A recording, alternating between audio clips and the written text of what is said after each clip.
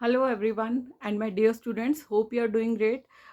तो बहुत सारे बच्चों का क्वेश्चन आ रहा था और एक डॉक्टर साहब भी हैं जिन्होंने मुझे मैसेज किया था कि बीएमओ कैसे बनते हैं। Is it based on seniority और या फिर डिपार्टमेंटल एग्जाम या फिर दोनों को कंसिडर किया जाता है। So welcome to one more episode of life talks with doctor Monika Chaudhary. And so basically क्या होता है ना, बीएमओ की फुल फॉर्म क्या है? Block medical officer, right. तो जब आप एमबीबीएस कर लेते हो तो आप सबको पता है कि गवर्नमेंट सर्विस में जब आप आते हैं तो आपको मेडिकल ऑफिसर बोला जाता है, राइट। अब मेडिकल ऑफिसर्स जिसको रिपोर्ट करते हैं, राइट, मेडिकल ऑफिसर कहाँ काम करेगा? सिविल हॉस्पिटल में काम करेगा, पीएचसी में काम करेगा, रीजनल हॉस्पिटल में काम करेगा या फिर जोनल हॉस्पिटल में काम करेगा, ठीक है। तो जो ये लेवल्स हैं, ये प्राइमरी सेकेंडरी टर्शरी लेवल्स ऐसे डिस्ट्रीब्यूटेड है, आप लोग पढ़ते ही हैं जैसे पीएसएम में। तो इसमें क्या बेसिकली रहता है, जो आपका ब्लॉक मेडिकल ऑफिसर होता है, तो हमारे जितने भी पीएससीस आते हैं या फिर जितने भी हमारे सिविल हॉस्पिटल्स आते हैं उस एक पर्टिकुलर एरिया के, जैसे मान लीजिए हमारी डिस्ट्रिक्ट है, ठीक है, आपकी कोई भी डिस्ट्रिक्ट हो सकती है आपकी स्टेट में। स्टेट हिमाचल की मैं बात करती हूँ, जैसे फॉर एग्जांपल शिमला डिस्ट्रिक्ट है, तो शिमला डिस्ट्रिक्ट टोटल 12 डिस्ट्रिक्ट्स हैं हिमाचल में, ठीक है। तो उसमें से एक डिस्ट्रिक्ट है शिमला, तो शिमला को हेल्थ में ब्लॉक्स में डिवाइड कर दिया गया है, ठीक है। तो ब्लॉक्स जो होते हैं हमारे एडमिनिस्ट्रेशन लेवल के, तो उसमें जैसे जहाँ जहाँ एसडीएम बैठता है, मैं मोटी भाषा में समझाऊं तो जहाँ जहाँ आपका एसडीएम बैठेगा वो एक ब्लॉक होता है, ठीक है। तो उसी तरह से जो ब्लॉक है आपका, तो वहाँ का जो मेडिकल ऑफिसर हेड करता है वो है ब्लॉक मेडिकल ऑफिसर। उस ब्लॉक मेडिकल ऑफिसर के अंडर उस एरिया के बहुत सारे एरियाज आते हैं, राइट। तो उस एरिया में जितने भी सब सेंटर हैं आपके, आपके जितने भी, जिनको हम लोकल लैंग्वेज में डिस्पेंसरीज बोलते हैं, हेल्थ एंड वेलनेस सेंटर्स हैं, और जहाँ पे वैक्सीनेशंस वगैरह होती हैं, आंगनबाड़ी केंद्र हैं, उस एरिया के जब भी कोई हेल्थ की हमें गाइडलाइंस आती हैं और हमें इंस्पेक्शंस के लिए जाना होता है स्कूल्स में, तो वहाँ वो जो स्कूल्स वगैरह हैं तो वो हेल्थ वाले पॉइंट ऑफ व्यू से वो उस ब्लॉक मेडिकल ऑफिसर के अंडर आते हैं, ठीक है। तो अब ये बेसिकली ब्लॉक मेडिकल ऑफिसर क्या करते हैं, ठीक है। तो ब्लॉक मेडिकल ऑफिसर, एक तो सबसे पहली बात है जहाँ पे आपका एस्टेब्लिशमेंट होगा, ठीक है, वहाँ पे ये बैठते हैं। और एस्टेब्लिशमेंट इन द सेंस जो भी आपका सेंटर पॉइंट जिसको डेजिग्नेट किया गया होता है आपके पेपर्स में, ठीक है।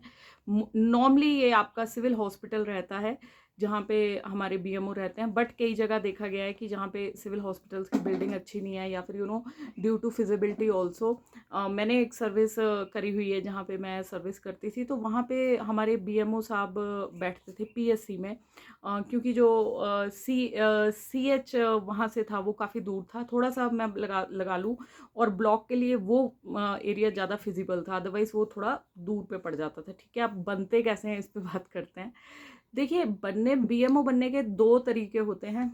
वन, फर्स्ट इज आप प्योरली सीनियोरिटी बेसिस पे बनते हैं। आप जब भी ज्वाइन करते हैं मेडिकल ऑफिसर, तो आपकी डेट ऑफ ज्वाइनिंग से एक सीनियोरिटी लिस्ट बन जाती है। सभी मेडिकल ऑफिसर जो भी गवर्नमेंट सर्विस में आते हैं, आपको आपके नंबर्स इशू किए जाते हैं, जैसे पीएमआईएस नंबर मानव संपदा का, एंड एक आईपी नंबर होता है आपका अलग से। तो ये सारी चीज़ें रहती हैं आपकी, एंड सीनियरिटी के बेसिस पे आप बीएमओ बनते हैं। लेकिन आप मानिए, मतलब मान लो उसमें सीनियर बंदा बैठा है लेकिन उसने एक डिपार्टमेंटल एग्जाम होता है हमारा, वो अगर क्लियर नहीं किया है, ठीक है, तो वो बीएमओ बन तो सकता है बट उसे फाइनेंशियल बेनिफिट्स नहीं मिलेंगे। अगर किसी को, देखो मैं ढंग से समझाने की कोशिश करती हूँ। बेसिकली दो तरीके हैं। पहला वाला तरीका समझते हैं कि बीएमओ आप बनते हैं, अगर आपको फाइनेंशियल बेनिफिट चाहिए तो उसके लिए आपकी seniority list plus departmental exam clear हुआ होना चाहिए। इसके बाद जब भी आपकी डीपीसी बैठेगी, डीपीसी अब क्या होती है, डिपार्टमेंटल की प्रमोशनल कमेटी, जब वो बैठेगी तो उसमें आपकी सीनियरिटी लिस्ट देखेगी। अलग से लिस्ट बनी होती है दो, एक सीनियरिटी लिस्ट है मेडिकल ऑफिसर्स की, एक उनकी जिन्होंने आपका साथ में डिपार्टमेंटल एग्ज़ाम क्लियर किया है, किस ईयर में किया है, किस ईयर में डेट ऑफ अपॉइंटमेंट है, एंड एक फिर पीजी वालों की अलग से बनती है सीनियरिटी लिस्ट। तो ये सिस्टम रहता है। तो जिस बंदे का उस डीपीसी में नाम आ जाएगा तो उसको विद फाइनेंशियल बेनिफिट आपको बीएमओ का स्केल दिया जाता है। तो नॉर्मली ये पे लेवल 23, आई थिंक 23 या 21 ऐसे रहता है। तो बेसिकली मैं आपको बताऊं, पुराने पे स्केल के अगर हम बात करें तो जो मेडिकल ऑफिसर का स्केल रहता है दैट इज़ जो हमारा बेसिक पे वाला रहता है ना, वो रहता था हमारा लिखा जाता था जो 15,900 से 39,100 तक कुछ ऐसा। तो जब आप बीएमओ बनते हैं तो वो जंप कर जाता है। तो वो क्या आपके इसमें आ जाते हैं 6,700 से करके शायद 1.5 लाख वाला, ये पुराना वाला वो था। ठीक है, अभी का करस्पॉन्डेंस मैंने आपको बता दिया, आई थिंक लेवल 23 रहता है बीएमओ एंट्री पे। एंड तो ये रहता है विद फाइनेंशियल बेनिफिट्स। ठीक है, दूसरा तरीका क्या है बीएमओ बनने का? इट इज़ आपके वहाँ पे सीनियरिटी लिस्ट बनी है। ठीक है, आपका जो भी ब्लॉक है वहाँ पे मान लीजिए आप 15 मेडिकल ऑफिसर्स हैं जो कि पूरे ब्लॉक में काम कर रहे हैं। उन 15 मेडिकल ऑफिसर्स में से सीनियरिटी है।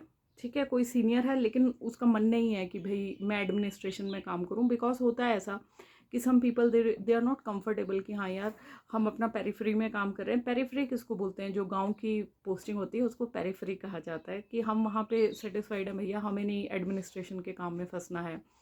ठीक है, तो वो लोग डिनाई कर देते हैं कि हम नहीं बनना है। एंड मीनवाइल अगर कोई यंगस्टर एमओ है, ठीक है, चाहे वो 2 साल ही उसे रेगुलर सर्विस करते हुए हैं, वो अगर इंटरेस्टेड है तो जब भी आपको, लेकिन देखो ये क्या है, विदाउट फाइनेंशियल बेनिफिट, ये वाला इसको बोलते हैं एक्टिंग बीएमओ। ठीक है, क्योंकि सरकार कई बार क्या होता है ना, हमारी डीपीसी निकलती नहीं है, डीपीसी बैठती नहीं है, प्रमोशनल कमेटी बैठती नहीं है, तो उनको कोई ना कोई बंदा तो चाहिए होता है कि हाँ यार ब्लॉक ढंग से चल पाए। तो नॉर्मली किसी सीनियर को बिठाया जाता है वहाँ पे, तो मतलब दे आपस में डिस्कशन करके। बट जब वो सीनियर्स आपके मना कर देते हैं तो बीच के एमओस में, फ्रेशर्स में जो कोई भी इंटरेस्टेड है वो अपना रिप्रेजेंटेशन एक बता सकता है कि हाँ जी मैं इंटरेस्टेड हूँ इस पोस्ट के लिए। एंड जैसा कि मैंने कहा, मैटर नहीं करता है चाहे आपको रेगुलर सर्विस में आए 2 साल हुए हैं, 4 साल हुए हैं, तो आप वहाँ के बीएमओ बन सकते हैं। एंड आप जो अगर पीएससी में आपसे सीनियर कोई 50 साल का भी बंदा बैठा है, लेकिन आप उस 50 साल के बंदे ने मना कर दिया है कि मुझे बीएमओशिप नहीं करनी है, बट कोई वहाँ पे 35 साल का बंदा है कि जो शो कर रहा है कि नहीं मुझे एडमिनिस्ट्रेशन में इंटरेस्ट है, तो that's why I am interested in acting as BMO, और मैं ड्यूटीज़ परफॉर्म करना चाहता हूँ। तो वो चीज़ें आपको इस हिसाब से आपके ऑर्डर हो जाते हैं। ठीक है, तो इसीलिए कई बच्चे कंफ्यूज रहते हैं कि हाँ यार हम मेडिकल ऑफिसर एज लग गए हैं कहीं पे, तो वो कहीं देखते हैं कि बहुत सीनियर बीएमओ बैठे हैं, कहीं देखते हैं वो बिल्कुल ही यंगस्टर बीएमओ बैठा है।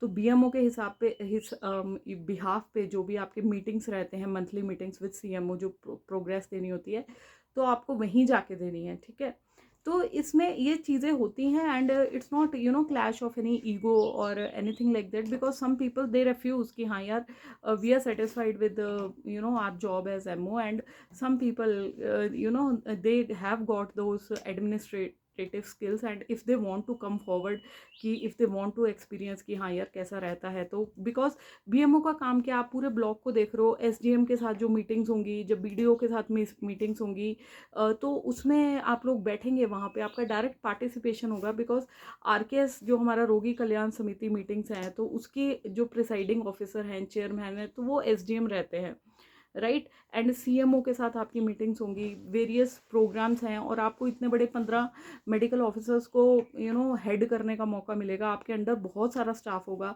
लगभग किसी भी ब्लॉक उसके अंडर, अगर मैं पूरे स्टाफ की बात करूँ तो 200-250 बंदे के तकरीबन बंदा होता है जिसको आप हेड कर रहे होते हो। हमारे जो मेडिकल ऑफिसर्स गांव में बैठे हैं, जो इंचार्ज हैं अपने पीएससीज वगैरह के, तो वो जब भी अपनी एप्लीकेशन लिखेंगे वो बीएमओ को लिखेंगे, राइट। सो दीज आर आपकी एसीआरस होती हैं, एनुअल कॉन्फिडेंशियल रिपोर्ट्स, तो वो साइन होती हैं, तो वो बीएमओ करेगा। ठीक है, तो एज इसलिए मैटर नहीं करती है कि आप किसी की भी एज के हैं। If you are interested and senior ने मना कर दिया, तो you can definitely go for it if you want that exposure, कि आपको पता चले कि administrative skill, and obviously it adds up to your resume also ना, कि एंड बाकी तो एक्सपीरियंस तो रहता ही है, एक्सपीरियंस किसी भी चीज़ का लो वो बेकार तो नहीं जाता है। एंड यस हार्ड वर्क का काम तो रहता है, बट आप डायरेक्ट पेशेंट के कांटेक्ट में नहीं आते हैं, आपकी ड्यूटीज़ बंटी होती हैं। बट हाँ, ये ज़रूर है कि जो एक्टिंग बीएमओ होते हैं तो वो उनको बैठना अपने ऑफिस में होता है, बट स्टिल कई बार जो बाकी एमओस होते हैं तो वो कह देते हैं कि अगर हम अपनी ड्यूटी दे रहे हैं ये भी ड्यूटी दें, तो आप वहाँ पे पेशेंट्स भी देख सकते हो। बट यू नो बहुत हार्ड एंड फास्ट नहीं है कि आपको पेशेंट वर्क में घुसना है, बिकॉज एडमिनिस्ट्रेशन का कहीं से भी कॉल आ सकता है आपको कि हाँ यार यहाँ पे ये मीटिंग हो रही है तो आप यहाँ जाइए, यहाँ पे जाके सीएमओ को जाके मिलिए या एसडीएम को जाके आपको मिलना है। तो these are all things. I hope this video clears your doubt कि जिसको भी डाउट था कि बीएमओ कैसे बनते हैं या कोई यंग एज में कैसे बीएमओ बन गया। एंड कोई और क्वेरी होगी तो आप लिख सकते हैं, I will try to answer that. And do like subscribe and share if you like the content, because it motivates me to do more such realistic videos for you. Okay, and बाकी अंत में भगवान सबका भला करे। हर हर महादेव, जय Shri Ram, good luck everyone.